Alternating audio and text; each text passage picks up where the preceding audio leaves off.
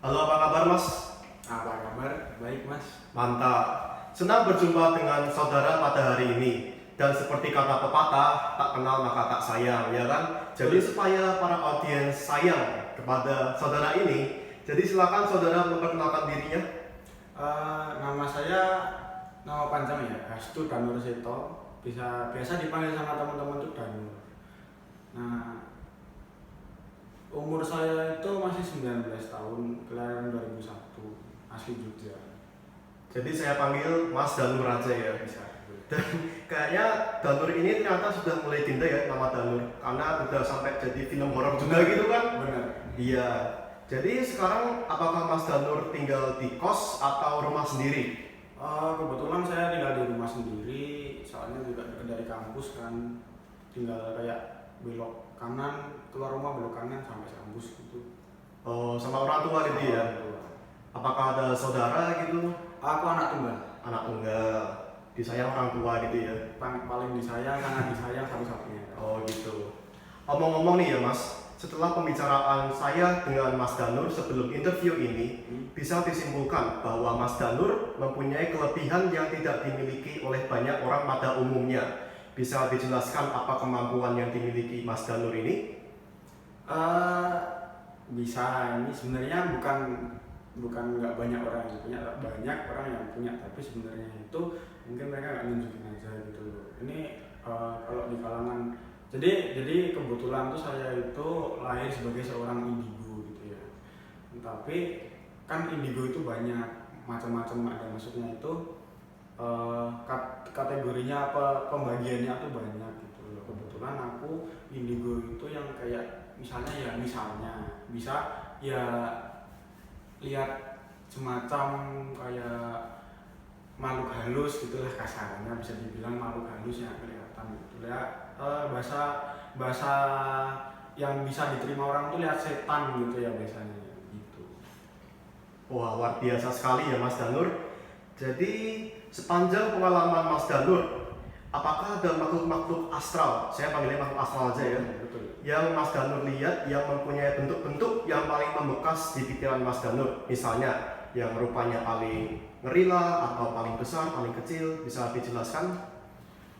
Kalau sepengalamanku lihat makhluk astral gitu ya sebutannya ya. Kalau yang paling membekas itu sebenarnya karena aku udah bawaan dari lahir, jadi kayak hal seperti itu mau seserem apapun biasa aja gitu, kecuali ada mereka itu niat yang buruk atau mencelakakan. Karena sepengalamanku aku belum pernah namanya kalau di rumah itu diganggu sama mereka, sama bangsa mereka gitu, belum pernah. Jadi kayak kalau lihat sesuatu yang serem gitu, oh serem biasa aja, tapi pasti bakal besok lihat ada yang nggak lebih serem lagi, tapi tetap biasa aja gitu loh. Kalau sampai yang bikin trauma itu enggak gitu, enggak ada. Bisa dijelaskan bentuknya kayak gimana gitu? Ya kalau misalnya aku jelasin dari yang rata-rata dulu ya, kayak misalnya lihat pocong, genderuwo, kuntilanak itu biasa. Terus habis itu nanti bisa lihat banaspati gitu, tapi jarang sih aku kalau lihat banaspati juga sebenarnya merinding gitu loh. Terus habis itu kalau lihat biasanya saya kayak siluman, habis itu kayak lihat tuyul gitu, yang average lah. Kalau yang kayak apa bentuknya beda gitu ya sebenarnya kadang agak ngeri juga gitu. Pernah sih, aku pernah sekali lihat itu baru pergi naik mobil di Alas Ruban kayak gitu kan. Di Alas Ruban itu kan bener-bener nggak ada lampu, jalannya tuh gelap gitu loh, walaupun ramai banyak kendaraan lain.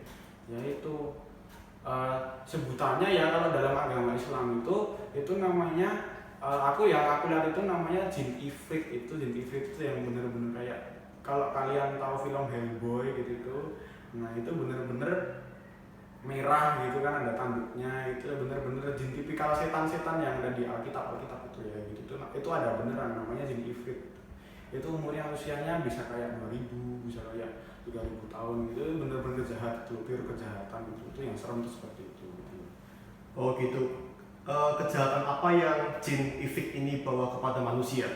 Ya macam-macam, ada yang mencelakakan, ada yang kayak mengasih gitu ya. Sebenarnya itu kayak makhluk mitologi, tapi ya serem gitu loh. Maksudnya tuh kayak ada yang matanya di tengah gitu kan, ada yang bawa apa itu Trisula warna merah gitu itu beneran ada gitu itu serem gitu loh. Jadi ngeri aja gitu dari cerita-cerita kan itu udah ngeri gitu loh, lihat gitu aja pengalaman bisa lihat gitu kan serem gitu loh. Jadi Mas Danur kan sempat menyebutkan Baraspati apa namanya? Banaspati. Banaspati. Itu mungkin terdengar asing bagi kalangan luas. Bisa dijelaskan apa itu? Banaspati itu BTW ini kalau misalnya kita ngomong gini kalau lama-lama ya maksudnya ngomong lama-lama gitu mungkin ada yang muncul ada yang satu dua gitu kita ngomong gitu mereka kerasa datang gitu kayak misalnya di sini ada jadi cuman lewat sih gitu ada dulu satu dua nggak apa-apa. Nah kalau misalnya apa Banaspati itu ya maaf ini Banaspati itu kalau dilihat mata telanjang ya orang biasa lihat itu bentuknya tuh kayak bola api bener-bener api terbang gitu ya terbang itu masuk rumah ya begitu bentuknya kayak api gitu itu maksudnya mereka itu wujudnya tuh abstrak gitu loh jadi bisa berubah-ubah gitu loh jadi bisa membesar apa yang besar gitu kadang-kadang mitosnya itu kalau orang lihat Banaspati itu pasti besoknya ada yang bunuh diri atau ada pembunuhan pasti ada yang mati gitu Di sekitar tempat di Banaspati. sekitar tempat Banaspati itu atau enggak tempat Banaspati itu turun maksudnya dia pasti kan turun ke rumah gitu. Jadi pertanda buruk gitu ya Mas? Pertanda buruk. Omong-omong nih ya Mas, sejak kapan sih Mas Danur menyadari kelebihan Mas Danur ini dan bagaimana reaksi benar-benar pertama kali melihat hal seperti itu? Kalau ini aku punya kan dari lahir kan ya aku dibilangin sama orang tua ini anugerah gitu ya maksudnya itu dulu pernah orang tua aku tuh minta ditutup atau apa sama orang pintar maksudnya itu indranya apa indra keenam lah istilahnya itu ditutup gitu kan sama orang pintar katanya gitu tapi orang pintarnya tuh bilang jangan ini kan anugerah dari Tuhan kelebihan itu jangan tutup gitu ya dulu aku waktu kecil itu masih bayi balita gitu belum ngerti apa-apa gitu ya baru tiduran gitu baru diurus sama orang tua gitu tiba-tiba lihat tembok ketawa-ketawa nunjuk-nunjuk gitu habis itu bilang itu ada aku dulu kalau waktu kecil kata orang tua aku tuh nyebut mereka tuh ikum kan assalamualaikum gitu kan kalau pokoknya kalau orang tua aku ngajarin melihat sosok mereka gitu kamu bilang assalamualaikum tapi aku belum bisa waktu itu jadi aku bilang ada ikum gitu dulu aku waktu kecil pertama kali lihat ya bukan pertama kali sih tapi pasti responnya seperti itu jadi kalau takut gitu nggak ada sebenarnya alhamdulillah nggak ada gitu karena kayak udah terbiasa dari kecil gitu. Oh gitu. Lalu apa sih reaksi Mas Danur jika pasti ada kan ada yang orang skeptis atau tidak percaya dengan kemampuan Mas Danur? Bagaimana respon Mas Danur terhadap itu? Ya kalau aku responnya kan aku kebanyakan diem ya maksudnya kalau misalnya ada yang percaya gitu ya udahlah biarin aja toh mereka nggak bisa lihat juga kalau bisa lihat baru mereka juga pasti sadar maksudnya bakal relate gitu loh sama apa yang dilihat gitu loh tapi kalau misalnya ada yang mereka yang kayak wah itu nggak ada itu cuman bohongan atau mungkin itu mereka apa ya pokoknya itu itulah istilahnya itu mereka pakai dukun atau apa pokoknya itu pakai bantuan setan juga gitu loh biar bisa melihat ya gimana ya nggak bisa menyalahkan juga karena aku nggak tahu itu sebenarnya benar atau enggak tapi ya aku yang lihat seperti itu kalau nggak percaya ya udah karena mereka sendiri nggak bisa lihat gitu loh nggak terus aku harus apa nggak harus aku bilang itu ada sebenarnya ada gitu kan itu hak mereka juga gitu percaya atau enggak gitu. Oh gitu ya. Jadi makhluk astral ini apakah ada kemiripan atau yang menyerupai manusia gitu? Kalau makhluk astral itu yang menyerupai manusia itu malah ada karena pada dasarnya manusia itu lahir diciptakan dengan kembarannya secara astral yaitu korin itu kembaran kita dalam bentuk astral jadi kalau mirip manusia ada tapi kalau misalnya gimana ya kita lihat habis itu kayak misalnya ya kita lihat penampakan misalnya nih di suatu tempat itu ada kayak tentara habis itu ada kayak orang pakai masih baju perang baju pejuang gitu sebenarnya itu mereka korinnya kalau rohnya itu orang meninggal habis meninggal itu pasti rohnya naik ke atas gitu dan tinggal di sini yang menunjukkan penampakannya itu biasanya korinnya gitu loh. Nah biasanya aku seperti itu sih lihatnya kalau menyerupai manusia mirip seperti manusia gitu korin kalau enggak bisa aja itu sebuah residual energi gitu. Residual energi itu jadi yang misalnya ya aku jelasin aja, kayak misalnya ada rumah, terus habis itu rumah itu di tempat orang sampai ada agak lama gitu ya, habis itu tiba-tiba tinggal sampai misalnya tinggal terbengkalai gitu ya, tinggal sampai terbengkalai. Habis itu ntar kita dari luar itu kayak dengar ada suara orang dalam, ada suara kayak ada suara orang, ya pokoknya kayak di rumahnya ditempatin gitu, ada suaranya, maksudnya bukan suara-suara serem ya, maksudnya kayak suara ada kehidupan gitu loh. Ya itu kayak bisa dijelaskan secara logika, itu sebenarnya ya kayak seperti ini, dinding, habis itu kayak meja, kursi gitu, itu mereka tuh merekam perbuatan pergerakan manusia gitu loh, merekam semuanya. Jadi mereka semua itu kayak apa namanya, gimana ya, nggak bisa dijelasin kalau secara apa namanya, ini kita bicara metafisika ya, kalau secara logika nggak bisa dipahami sebenarnya, tapi kalau metafisika itu mereka kayak merekam gitu ya. Saat kita melakukan apa-apa mereka merekam, saat kita nggak ada, besoknya misalnya udah dihilang, terbengkalai itu, ada suatu saat mereka kayak mengulang itu semua terjadi kembali gitu. Jadi nanti ada kayak orang jalan, orang baru nyapu, baru ngepel gitu. Itu dulu karena mereka pernah melakukan seperti itu gitu loh. Jadi bukan terus habis itu setan yang meniru gitu, itu juga bukan, itu bisa dibilang bukan gitu. Tapi juga ada yang seperti itu, bisa berubah bentuk juga ada gitu. Ngomong-ngomong, di mana sih tempat favorit makhluk-makhluk astral ini berdiam? Tempat favorit makhluk astral berdiam itu, kecuali kalau mereka sudah menunggu di tempat itu ya. Kalau untuk mereka datang atau singgah itu biasanya di tempat yang gini, tempat yang ditinggalkan lebih dari 40 hari. Jadi jangka waktu 40 hari itu, lebih dari 40 hari itu mereka kayak ngisi satu, ngisi nambah lagi. Jadi kayak rumah kosong, jadi kayak mereka senang, nggak ada yang ninggalin, nggak ada aktivitas manusia gitu, dimasukin satu-satu gitu, tambah rame lama gitu, seperti itu. Oh gitu ya Mas. Apakah kemampuan Mas Danur ini mempengaruhi relasi Mas Danur terhadap lingkungan sekitar Mas Danur, seperti kerabat, keluarga, atau teman-teman Mas Danur mungkin? Apakah ada pengaruhnya? Kalau dulu ya, jujur dulu ya, karena dulu waktu kecil aku tuh suka ceplos gitu. Waktu aku kecil itu lihat apa langsung ngomong, itu ada monyet, itu ada tuyul, itu ada yang ngejar mobil kita, itu ada yang nempel mobil kita, baru naik mobil misalnya gitu ya. Terus habis itu ada pocong baru terbang lompat gitu ya. Nggak lompat sih, pocong nggak lompat sebenarnya, pocong itu melayang gitu sebenarnya aslinya gitu ya. Itu kadang marip kayak gini nih mbak, ada gini baru main sama temen gitu, belakangmu ada apa namanya, ada orang tinggi besar bilang gitu ya. Otomatis kayak itu pada takut kan ya, maksudnya itu pada orang tuanya pada jangan main sama itu dong, itu nggak jelas anaknya pada gitu kan. Tapi lama-kelamaan juga bisa ngerem aku, maksudnya lihat apa udah diem aja, takut aku nanti sekitarnya pada resah atau gimana gitu loh. Kalau buat bikin aku susah gitu enggak sih sebenarnya, itu aku let it flow aja gitu. Oh gitu ya Mas. Jadi itu kalau misalnya bakal ada makhluk astral di sekitar kita, apakah ada ciri-cirinya atau pertanda? Ciri-cirinya maksudnya dari akunya bisa bedain itu manusia atau bukan gitu atau? Oh bukan, maksudnya kalau kita ada makhluk astral di sekitar kita, apakah ada pertanda yang kita jadi tahu, oh itu ada makhluk astral di sekitar sini gitu? Apakah dari bau atau dari apa? Ada, benar. Kalau misalnya ya saya nyebutin jenisnya aja, maksudnya itu kan makhluk astral kan banyak kan ya, banyak jenisnya, banyak rasnya gitu ya.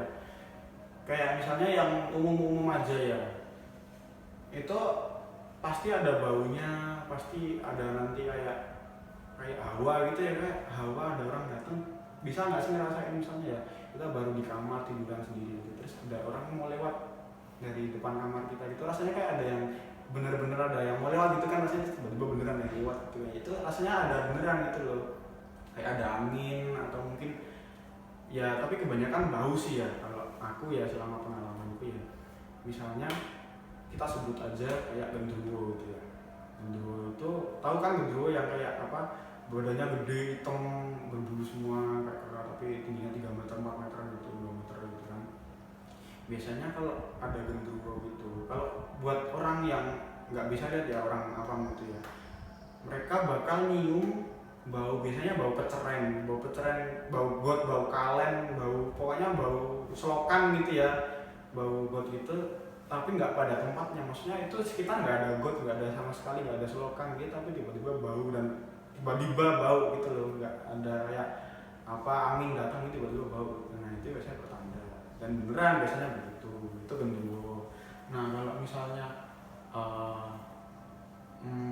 kayak peri gitu ya, ada sih peri gitu namanya, itu peri itu beneran ada gitu ya. Peri itu biasanya mereka baunya parfum, jadi kayak bau parfum wangi-wangian gitu, jadi bukan wangi kembang lah, wangi kembang itu biasanya nanti kayak kuntilanak segala macem gitu, itu wangi-wangi kembang gitu tuh. Itu kalau peri itu parfum, baunya wangi, biasanya seperti itu ya, yang apa yang itulah secara umum pada tahu gitulah.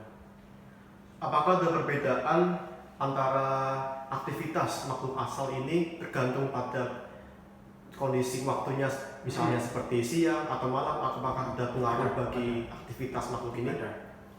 Kalau siang itu ya, siang itu mereka cenderung bergerak pelan, kayak gimana ya, mereka tuh lebih bertenaga, bukan bertenaga sih, maksudnya pergerakan mereka tuh mayoritas malam-malam, dari jam 11, enggak, dari jam 1 sampai jam 3 biasanya seperti itu, satu malam sampai jam 3. Jadi mulai maghrib itu mereka ya recharge energi, jadi kayak apa, jadi ibaratnya kalau siang itu mereka lemes, gak ada semangat, jalannya pelan gitu. Kalau mulai maghrib gitu tuh mulai itu ya, mulai tenggelam ya matahari ya, bisa gitu ya, itu mereka biasanya langsung kayak apa namanya, geraknya cepet, langsung kayak tenaganya datang lagi gitu loh. Nah, nanti mulai tambah kuat lagi, itu mulai ibaratnya kayak jam kerja gitu ya, mereka jam kerjanya itu mulai padat-padatnya itu jam 1 malam, jam 12 malam sampai jam 3 pagi gitu loh. Jadi mulai jam 4, jam 5 gitu mereka mulai menurun lagi, terus baru jam 6 nanti udah terang gitu, mataharinya udah terbit gitu biasanya, terus ya nanti terus habis itu lemes lagi, jadi kayak diem gitu biasanya gitu. Jadi waktunya pas ya mas sekarang nih, tadi barusan maghrib gitu kan, jadi lagi rame-ramenya gitu ya. Baru siap-siap mereka. Waduh. Oke. BTW ini aku sambil ngerokok nggak apa-apa ya mas? Santai mas. Anggap aja rumah sendiri gitu. Siap.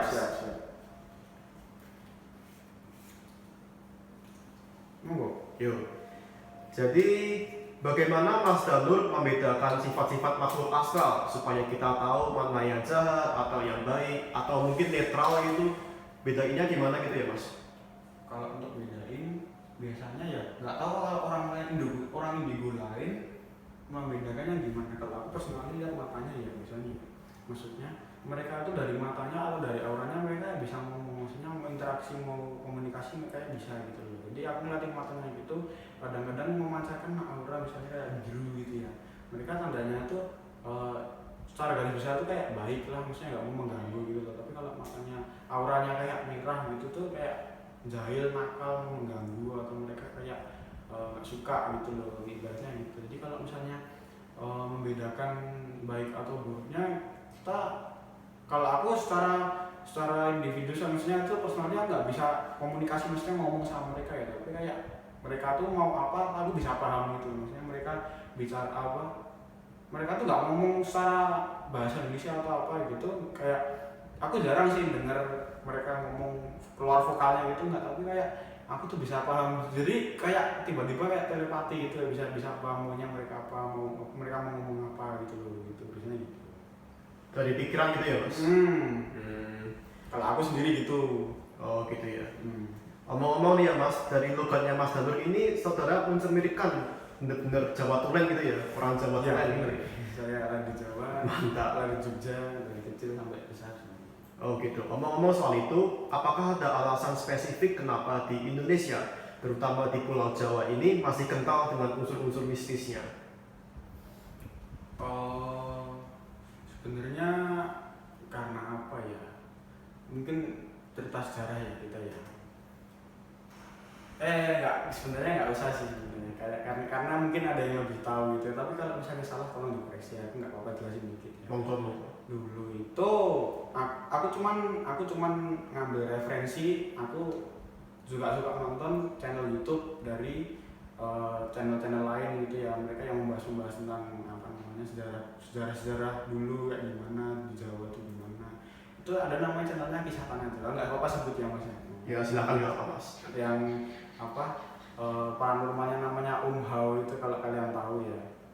Itu kan waktu episodenya waktu dia di Gunung Tidar Pagelang itu jelasin kalau ada namanya Syekh Subakir. Syekh Subakir itu dia datang ke Indonesia dikirim dari Turki, dia dikirim ke Indonesia itu untuk menstabilkan Pulau Jawa. Karena zaman dulu Pulau Jawa itu katanya itu nggak stabil gitu ya, nggak stabil dari getarannya, maksudnya dari strategisnya gitu nggak stabil, dari letaknya itu nggak stabil, terus juga dia banyak dihuni sama makhluk-makhluk astral yang dulu gitu ya. Nah terus dia datang ke Indonesia itu yang niatnya itu untuk menstabilkan, jadi dia menanam paku. Jadi menanam paku secara apa ya, kalau dijelaskan secara logis itu menanam pusaka di Pulau Jawa, tepatnya di Magelang, di Gunung Tidar, di Bukit Tidar gitu ya. Itu dia itu kalau bahasa Islamnya itu dia meruqyah Pulau Jawa gitu loh. Nah itu biar apa, biar bisa ditempati, bisa dibikin peradaban, bisa dihuni gitu loh, maksudnya tuh biar nggak ganas-ganas lah ibaratnya. Penjelasan itu makhluk-makhluknya di Pulau Jawa itu nggak, kan zaman dulu agresif gitu kan, biar nggak terlalu mengganggu, nggak terlalu bertolak belakang sama manusia gitu loh. Jadi begitu. Apakah Mas Danur bisa mengajarkan ilmu Mas Danur ini kepada orang lain? Oh nggak bisa, maksudnya kalau untuk mengajarkan itu karena apa ya, sama aja kan aku cuma ilmunya indigo itu, maksudnya cuma bisa lihat lah, bisa merasakan, atau mungkin bisa astral projection ya, sebutannya tuh astral projection itu kayak gimana ya, kamu pisah dari ragamu, maksudnya tuh astralnya yang keluar, maksudnya astralnya yang pindah-pindah, jadi bisa teleportasi segala macam gitu ya, pindah ke suatu tempat tapi dalam bentuk rohnya aja gitu ya. Dan itu pun juga butuh tenaga gitu loh. Kalau untuk mengajarkan itu ya mungkin kalau dasarnya yang diajarin itu mereka udah punya dasarnya indigo juga, baru nanti bisa diasah lagi, dibantuin ngasah, dibantuin latih gitu. Kalau untuk mengajarkan untuk orang yang bener-bener nggak ada basicnya, nggak ada apa ya, nggak ada ilmunya gitu ya, nggak bisa, saya nggak bisa gitu ya. bisa. Tapi apakah mungkin bagi orang awam untuk mengasah kemampuannya?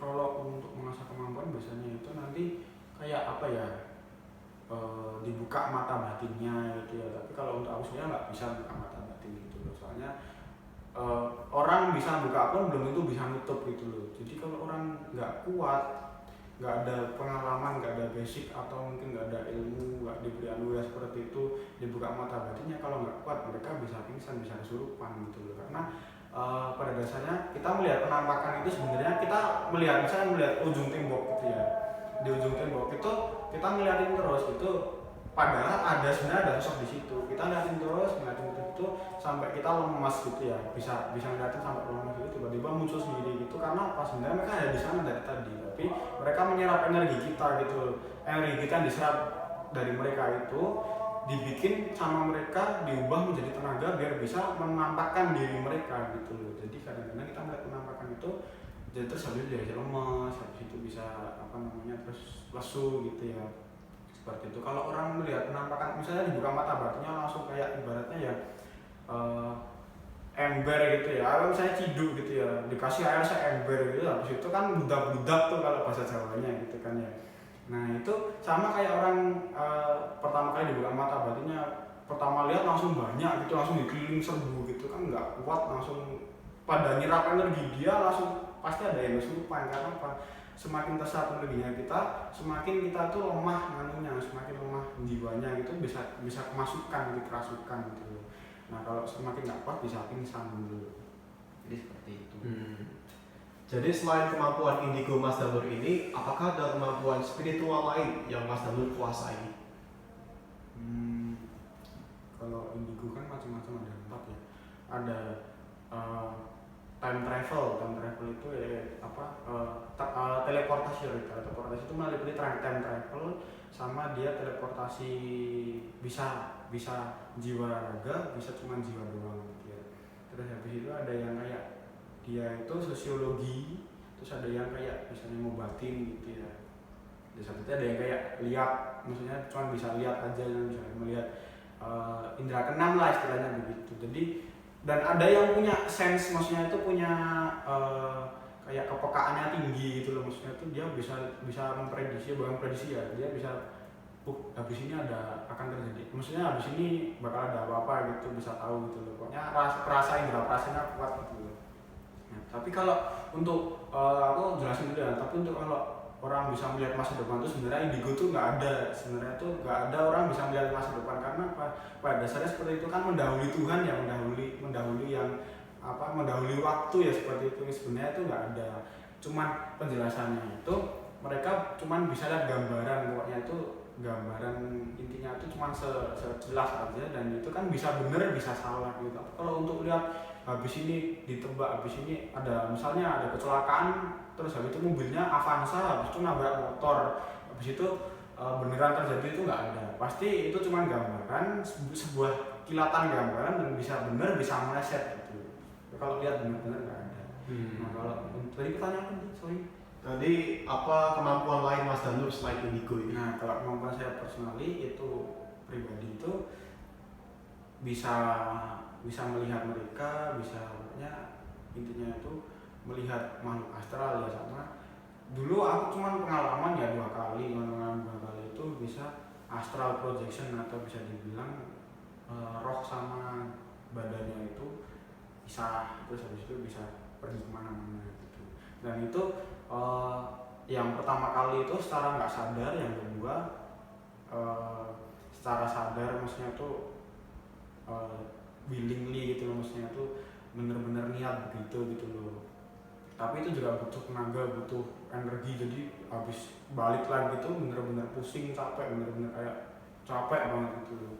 Aku cuma bisa seperti itu. Kalau sampai ada tuh kan yang aku bilang time travel tuh, jadi kayak dia kembali ke masa lalu, jadi astralnya itu kembali ke masa lalu, kejadian yang dulu pernah ada gitu, itu bisa sebenarnya.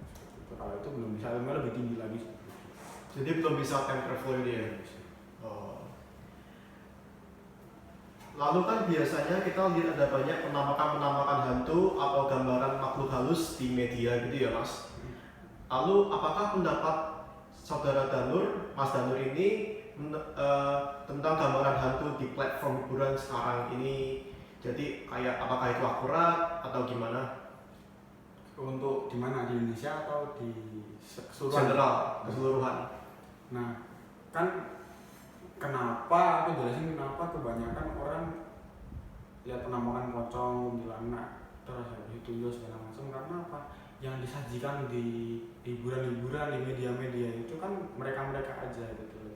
Dan pada dasarnya banyak makhluk astral itu yang bisa merubah bentuk, yang merubah wujudnya gitu. Jadi karena kita seringan taunya cuma pocong segala macam gitu toh, jadi mereka merubah jadi pocong juga gitu. Pokoknya tuh biar banyak yang tahu gitu loh, ibaratnya gitu. Nah sebenarnya nggak cuma itu, kayak nggak tahu ya kalian ya, tahu atau enggak, ada namanya keblak itu, jadi bentuknya itu kayak manusia tapi ada sayapnya kelawar gitu, jadi gede banget. Nah itu dia itu udah jarang di Jawa tuh, kebanyakan di Jawa dia nyolong beras dia itu.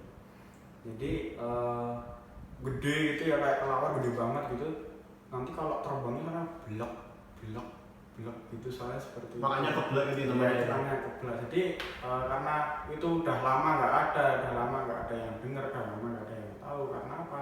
Nggak ada yang mengekspos di media gitu. Jadi orang nggak banyak tahu gitu. Kalau misalnya ada orang tahu pun misalnya orang tua bilang gitu. Jadi kalau misalnya sampai terekspos di media, semakin ramai mungkin akan banyak muncul lagi kan mereka seperti itu gitu. Lalu apa kira-kira hal yang disukai atau tidak disukai oleh makhluk astral terhadap manusia? Misalnya manusia ngelakuin apa, apakah itu bisa bikin makhluknya itu suka atau enggak? Kalau kita bicara kayak misalnya kita mengganggu mereka gitu, nggak suka karena mengganggu mereka atau karena ya dengan cara apa, dan apa yang mungkin bisa disukai oleh mereka, menarik perhatian mereka. Iya.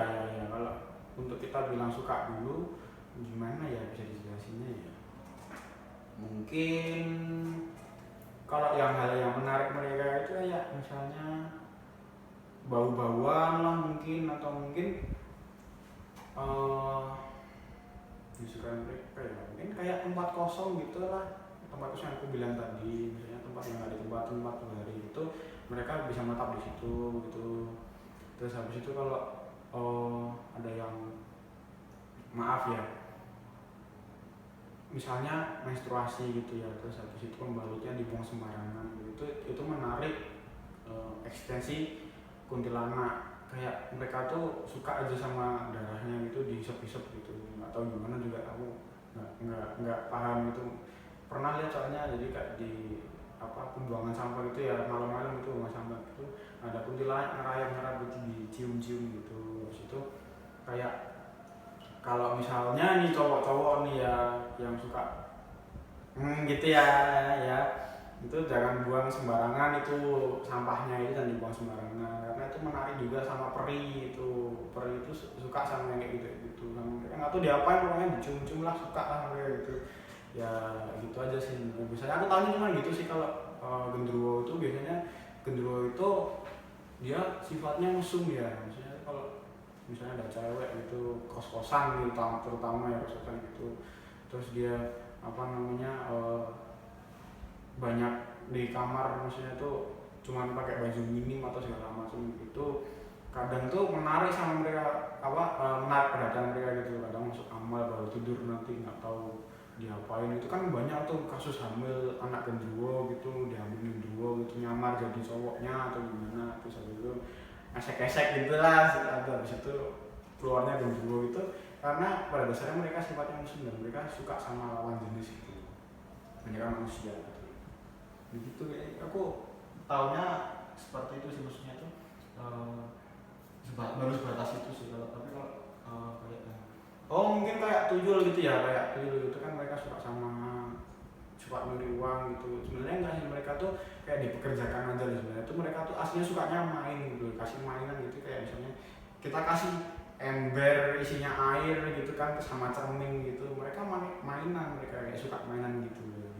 Yang menarik mereka nih kalau yang kayak mereka nggak suka itu misalnya kita pengalaman gitu, misalnya baru naik gunung gitu ya, atau mungkin di tempat baru, tempat wisata, tempat pokoknya yang baru kita belum pernah kesana, terus itu kebetulan sana rame banyak penunggunya gitu. Kalau kita nggak sopan ya otomatis mereka nggak suka. Ibaratnya kayak rumah kita dimasukin orang terus nggak sopan, kan kita nggak suka juga gitu loh ya, penjelasannya seperti itu. Oh gitu ya Mas. Lalu kira-kira dari mana sih asalnya makhluk ini? Dari dimensi lain atau dari mana? Dimensi lain itu memang ada itu ya, memang mereka keluar dari situ, memang dan mereka maksudnya bukan dimensi terus beda alam itu enggak, maksudnya itu dunia sama tapi kayak atmosfernya beda di tempat mereka gitu loh. Habis itu kalau secara kelahiran ya, maksudnya tuh aku nggak tahu mereka tuh lahirnya gimana, maksudnya tuh adanya gimana, tapi kan sama-sama ciptaan Tuhan juga gitu loh. Tapi kalau tiba-tiba muncul gitu kan biasanya itu tuh mereka tuh kayak udah tua gitu loh, maksudnya tuh nggak ada yang kayak misalnya seumuran gitu, jarang gitu loh. Mereka tuh pokoknya udah ratusan, seribuan, tua-tua lah pokoknya itu gitu loh. Jadi nggak tahu kelahirannya gimana, aku nggak tahu. Pokoknya tiba-tiba ada gitu. Apakah Mas Danur sekiranya pernah atau sedang menjalani sebuah hubungan spesifik dengan makhluk yang tidak kasat mata? Misalnya kayak jadi temen atau lebih dari temen? Enggak ada. Nggak ada? Nggak ada. Karena apa ya? Ya sebenarnya nggak boleh kan gitu juga kan berteman dengan makhluk. Tapi kalau komunikasi mungkin ada. Tapi kalau berteman atau apa gitu nggak ada. Aku belum pernah gitu kan. Nggak tahu kenapa ya. Kalau aku tuh malah belum pernah namanya kesurupan atau kerasukan itu belum pernah gitu. Alhamdulillahnya belum pernah gitu. Oh gitu ya Mas.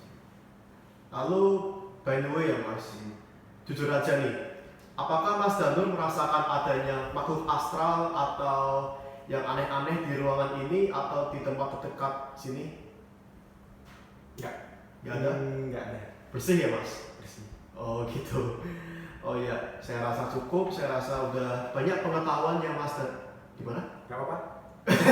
Ya jangan bercanda Terus, mas. terus. Oh gitu. Ya makasih mas, kayak pengetahuannya yang mas Danur berikan kepada audiens. Saya rasa info yang diberikan mas Danur itu sangat bermanfaat dan bisa menambah wawasan kita semua.